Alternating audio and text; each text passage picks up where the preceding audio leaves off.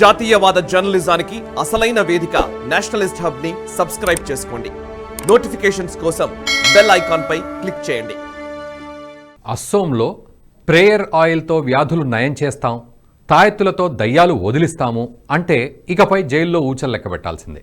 ఎందుకంటే అస్సోం సీఎం హిమంత బిశ్వ శర్మ మత మార్పిడి ముఠాపై ఉక్కుపాదం మోపుతున్నారు. దీనికి సంబంధించిన బిల్లును ఇప్పటికే అసెంబ్లీ సమావేశాల్లో ప్రవేశపెట్టింది ఆ రాష్ట్ర ప్రభుత్వం. దీంతో హిమంత బిశ్వ శర్మ మరోసారి తన మార్కును చూపించారు. ఈ బిల్లు చట్టరూపం దాల్చితే రాష్ట్రంలో మత మార్పిడి మాఫియాకు చుక్కలు కనిపిస్తాయనడంలో సందేహం లేదు. అయితే తాజాగా అస్సోం ప్రభుత్వం తీసుకొచ్చిన బిల్లులో ఉన్న నిబంధనలేంటి తెలుసుకుందాం. ఏ మతంలో అయినా మూఢనమ్మకాలు ఉంటాయి. వాటిని వదులుకోవడానికి ప్రతి మతము ప్రయత్నించాల్సిన అవసరం ఉంటుంది. లేకపోతే అవే మూఢనమ్మకాల వల్ల ఆ మతం అంతరించిపోయే దశకు కూడా చేరుకుంటుంది. అస్సోంతో పాటు ఈశాన్య రాష్ట్రాల్లో ఈ మూఢనమ్మకాల ప్రభావం చాలా ఎక్కువ. ముఖ్యంగా ప్రజల్ని క్రైస్తవంలోకి మార్చడానికి మిషనరీలు మూఢనమ్మకాలను ఆధారంగా చేసుకుంటున్నాయి. ఆధునిక కాలంలో ప్రపంచం శాస్త్రీయ వైద్య ఆవశ్యకతను గుర్తించిన తరుణంలో చివరి వ్యక్తికి కూడా వైద్యం అందుబాటులోకి తీసుకురావడానికి ప్రపంచం ప్రయత్నిస్తోంది. కానీ ప్రజలను మోసం చేయడానికి క్రైస్తవ మత మార్పిడి ముఠాలు ఇందుకు భిన్నంగా మూఢనమ్మకాలను ప్రోత్సహిస్తున్నాయి. మిషనరీల గురించి కనీస అవగాహన ఉన్న ప్రతి ఒక్కరికి ఈ విషయం బాగా తెలుసు. మత మార్పిడి కోసం మిషనరీలు ఎక్కువగా ఉపయోగించేది నూనె. ఈ నూనె పేరిట క్రైస్తవ మిషనరీలు కోట్లల్లో వ్యాపారం చేస్తున్నాయి. యేసు తైలం అనే పేరు పెట్టి దీన్ని ఉపయోగిస్తే ఎటువంటి వ్యాధులైనా నయమైపోతాయని చెబుతూ ఉంటారు. దీనిపై కోట్లల్లో వ్యాపారం జరుపుతారు. సాధారణ నూనెను మహిమగలది అని చెప్పి 200-300 రూపాయలకు అమ్మడం ద్వారా భారీగా గడిస్తారు. అయితే ఇది పేద ప్రజలను మోసగించడమే. నిజానికి ఈ నూనె నుంచి ఎటువంటి వ్యాధులు నయం కావు. కానీ ఈ నూనె వల్ల వ్యాధులు నయమవుతాయని చెప్పడంతో ప్రజలు వైద్యం చేయించుకోకుండా వీటిని ఆశ్రయిస్తూ ఉంటారు. ఈ కారణంగా వ్యాధి తీవ్రంగా మారితే అది ప్రాణాలకే ముప్పు తెస్తుంది. అయితే వీటిని దేవుడిపై నమ్మకంతో వాడితే తప్పులేదు. కానీ అదే నమ్మకం మూఢనమ్మకంగా మారడంతో వైద్యాన్ని నిర్లక్ష్యం చేసి ప్రాణాలు కోల్పోయిన ఘటనలు ఉన్నాయి. ఇక కేవలం నూనె మాత్రమే కాదు, తాయెత్తుల పేరిట ఇతర వస్తువుల పేరిట అమాయకులను మోసం చేసి డబ్బులు దండుకుంటున్న సందర్భాలు అనేకం ఉన్నాయి. అందుకే దీనిపై చెక్కు పెట్టడానికి అస్సోం ప్రభుత్వం కొత్త చట్టం ప్రవేశపెట్టింది. దీని ప్రకారం ఎవరైనా మూఢనమ్మకాలను వ్యాప్తి చేసినా, ప్రజలను మోసం చేయడానికి మూఢనమ్మకాలను ఉపయోగించుకున్నా 3 ఏళ్లు జైలు శిక్షతో పాటు 50,000 రూపాయలు జరిమానా విధించే అవకాశం ఉంటుంది. అంతేకాదు, రెండవసారి కూడా ఇటువంటి నేరానికి పాల్పడితే 5 ఏళ్ల జైలు శిక్షతో పాటు ₹1,00,000 వరకు జరిమానా. ఈ చట్టం కింద నమోదయ్యే నేరాలన్నింటినీ సబ్ ఇన్స్పెక్టర్, ఆ పై స్థాయి అధికారులు విచారిస్తారు. అంతేకాకుండా అనుమానం ఉన్న ప్రదేశాల్లో తనిఖీ చేయడానికి కూడా ఇది వీలు కల్పిస్తోంది.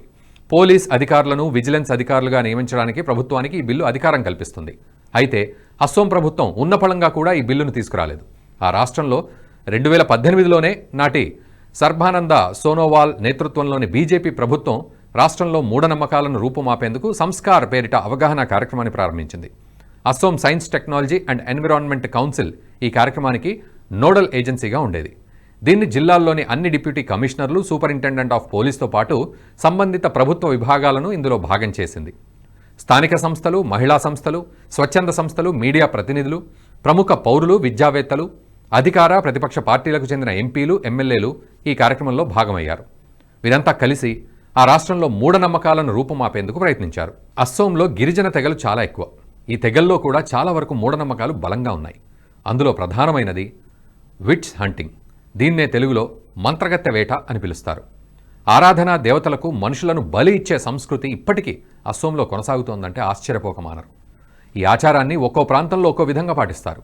కొన్ని ప్రాంతాల్లో అయితే భర్త మరణిస్తే అతడి మాంసాన్ని భార్యతో తినిపించే హేయమైన ఆచారాలు ఇక్కడ కొనసాగుతున్నాయి.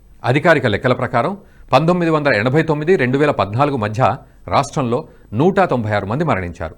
అంతేకాదు 2011 నుంచి 2016 మధ్యలో 107 మంది ఈ ఆచారం వల్ల ప్రాణాలు కోల్పోయారని ప్రభుత్వం తెలిపింది.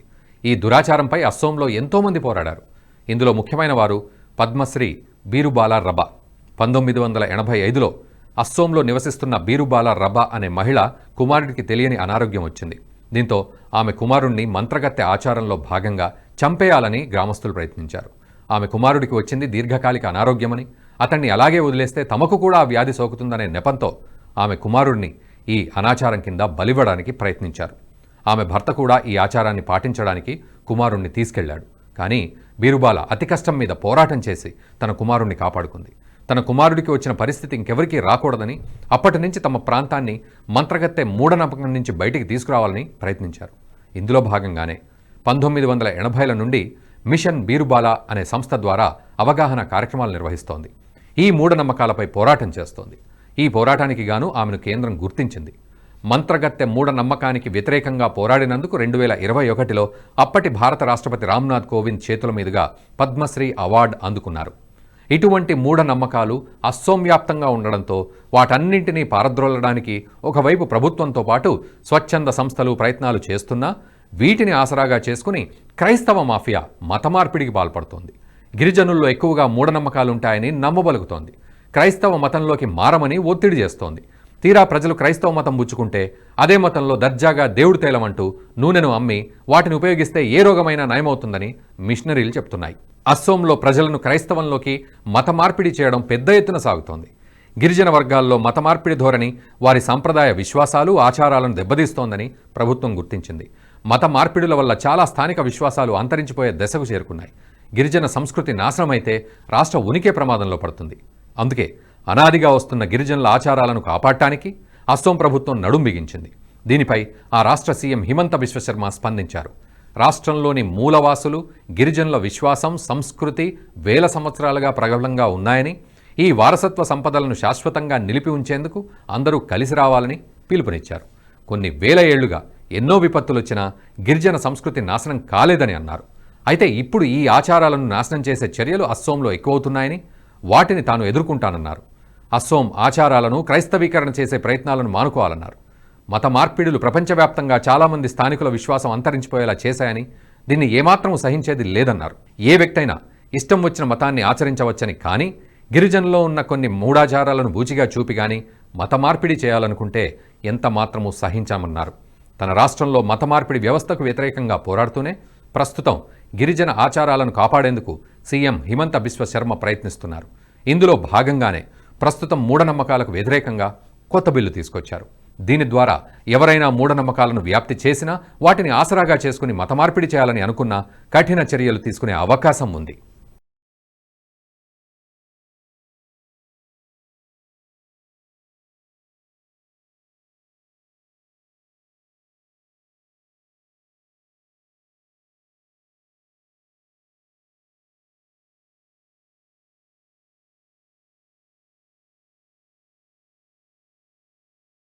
ఈ వీడియో మీకు నచ్చినట్టయితే లైక్ చేయండి, 10 మందికి షేర్ చేయండి. అలాగే కామెంట్ల రూపంలో మీ అభిప్రాయాలను మాతో పంచుకోండి. Nationalist hub group of channels ను సబ్స్క్రైబ్ చేసుకుని తెలుగునాట జాతీయవాద జర్నలిజాన్ని ప్రోత్సహించండి. ఈ వీడియో కింద ఉన్న బెల్ ఐకాన్ పై క్లిక్ చేయడం మర్చిపోవద్దు.